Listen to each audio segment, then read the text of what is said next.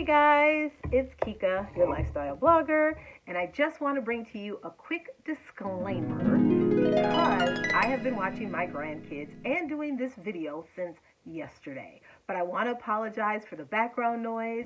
As I am watching my grandkids, they are in some of the rooms with me, and I need to entertain them so that way I can talk to all of you. So I apologize ahead of time for the background noise, but I promise you're going to love the content of this video as we talk about design disasters. Keep watching, more video footage coming up.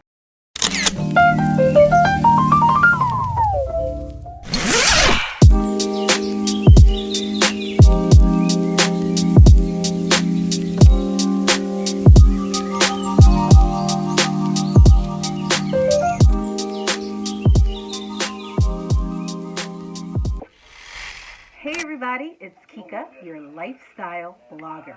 And in this video segment, we are going to discuss design disasters. Yes. Now there are 3 top design disasters commonly that people make. We're going to talk through those design disasters, come up with some solutions. I'm going to give you some tips. Now, just know in no way am I claiming to be an expert because I have my fair share of design disasters, and I'm going to share a most recent one with you today on this video. But let's get into it. Okay, let's get into it. Number 1 design disaster would be when you hang things. And I'm talking about hanging pictures and hanging curtains. Hanging pictures too high from the level that it would be from the... Okay guys, when you are hanging pictures, it's important to measure. When you have a couch or a chair aligning the wall where your picture is going to hang, you want to make sure you have at least 3 to 4 inches in between when you hang your pictures. Now, if the wall is very elongated because you have high ceilings, then you're going to probably want to go in between 6 and I want to say 10 inches from where your actual couch or chair meets that wall. And I'm going to show you an example of what this looks like when it's not done correctly, and right here. And then there's an example when it's done correctly on there as well. So as you can see, it's very important that when you're hanging your pictures, you're making sure that you're measuring so that you get it right. I'm going to give you another tip to make this look even more prestige. So keep watching. Okay, so here's the next tip.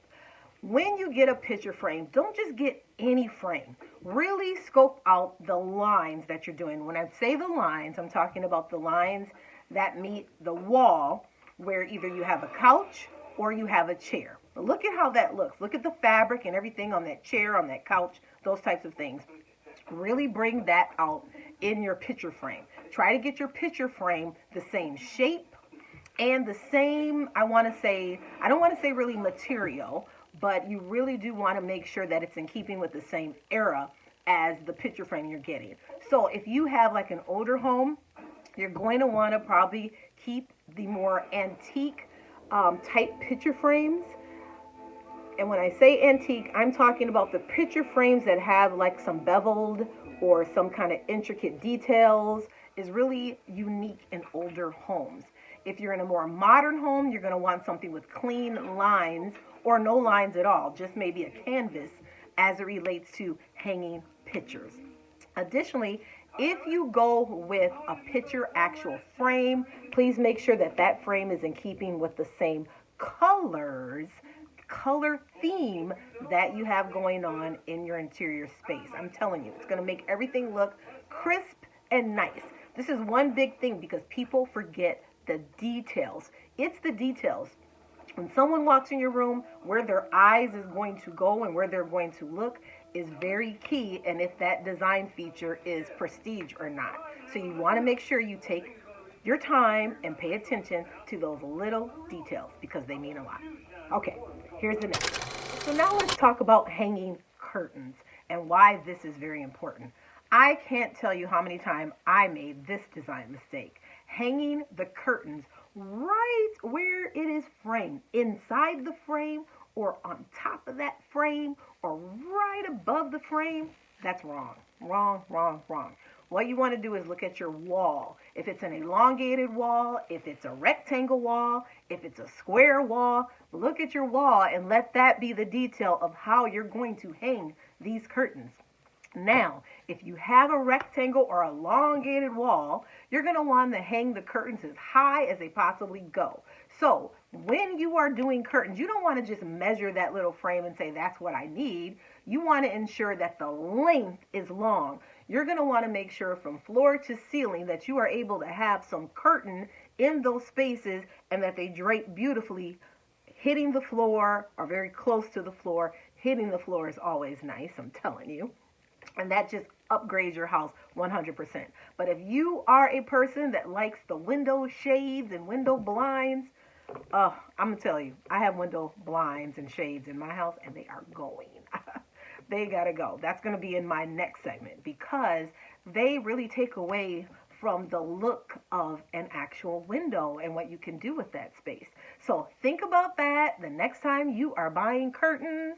Make sure that you are getting curtains more of the length. Go ahead and measure your width. That's important, but you want to make sure you give your length a little bit longer than what it's actually saying that's framed. So, for example, if it's saying your window is like, let's say 56 by 84, you're going to want to get the 56 by 94 or 96 length because it's going to give you that look when you hang that curtain higher on the wall.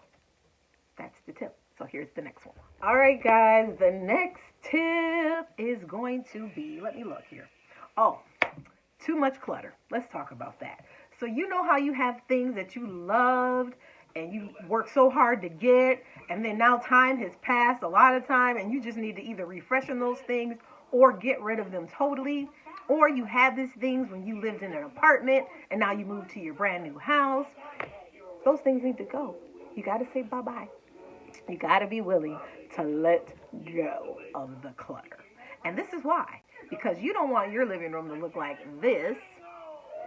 And most importantly, nothing matches here. No color, no nothing. You got two couches going on. You got a big, coffee table that does not work with the space. You really, really, really need to measure your space and make sure that you are getting things that work symmetrically, just aesthetically, just everything. So this is really, really important. You want to make sure that you don't have too much clutter when you are designing your next space. So that's my next tip. Let's go on to the next one. Last but not least, my last design disaster. This one's a big one. It would be painting. Yes. I can't tell you how many times people have painted their countertops with the wrong paint, and then it starts bubbling up. I laugh because I did that. Yes, I did. I used to do that when I was back in my 20s. I'm like, I don't want to like the way this looks. Let me just get some paint. I even painted a couch. Yes. And it got so hard. The paint got so hard on this couch. It was not right. Oh, it was a disaster. I painted that couch black. It was a brown couch, and it just did not go, so I painted black. I had the look in mind, but I didn't think about how people would feel when they sit on a scratchy couch or whatever. So that was a design disaster. However, design disasters with paint are so easy to make. And I want to elaborate that a little bit and say paint and stain, because stain is big too. And as you guys know, I have been working diligently to stain my floors, and it's hard because as my family comes in and out of the house, they're just coming in too soon, the floor is not dry, we're tracking black flooring, or black, I should say, stain everywhere on the carpet. Just, it's a design disaster, I'm telling you. But now we're on day 2 and everything's drying up really nicely. Oh my gosh.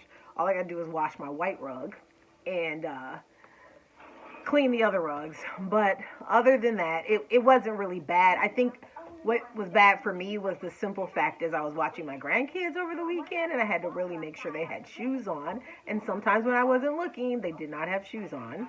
And in addition to that, I haven't quite stained my bedroom here, which I am going to do. So as I am leaving out of the area that is stained and I'm walking on these floors, I'm seeing black on these floors. So it just bugged me a little bit. It wasn't bad. I did do it right. I didn't do the sealant yet because I didn't want things to be just too sticky and just not right. But now everything's drying pretty nice, so I'll be able to do the sealant. But in this house, I needed to think of a plan, and I really needed to do section by section by section instead of everything at once. I tried to do everything at once and just get done because I just wanted it finished, but I really should have took my time. So when it comes to design, time is of the essence. Sometimes it's going to take you an hour, 2 hours, 1 week, 2 weeks, maybe even a whole year to get something done. But it's when you slow down, you can get it done right. So that is my tip to you. Just slow down and just do it right the first time. Otherwise, you're going to be going back and repeating and cleaning things up like I'm doing right now.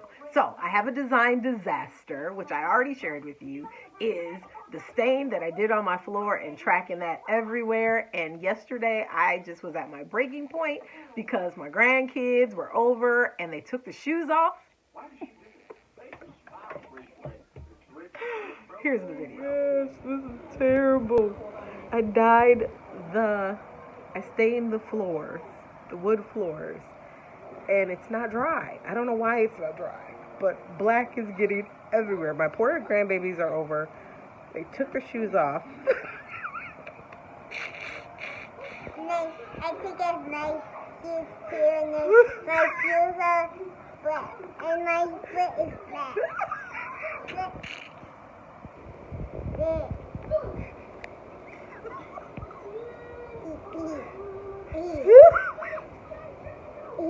Yours ain't black. Mila. Yeah, yours are black. Mila. Too. What is... Mila, let me see your feet. Let me see the bottom of your feet. Is it black?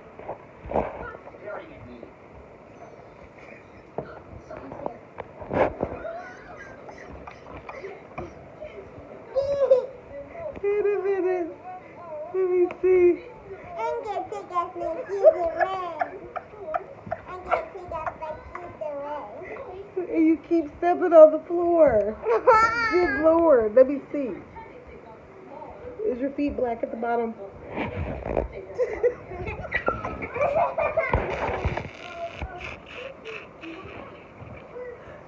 Oh, this is terrible. It's really? Oh my gosh, this is so terrible. This is a design disaster. Would you say it's a design disaster? It could be a disaster. Alright guys, so I hope you enjoyed that video talking about design disasters. I would be pivy and not right if I didn't share that with you because of course, I have had some and I continue to have some. However, you learn and you grow and you reach new heights and new experiences, but I am here to bring it to you live and correctly, and I wanted to be able to share my design disasters with you. So, if you have not subscribed to my channel, please do so by hitting that like button so that you get notifications every time I upload a new video. Thanks for watching.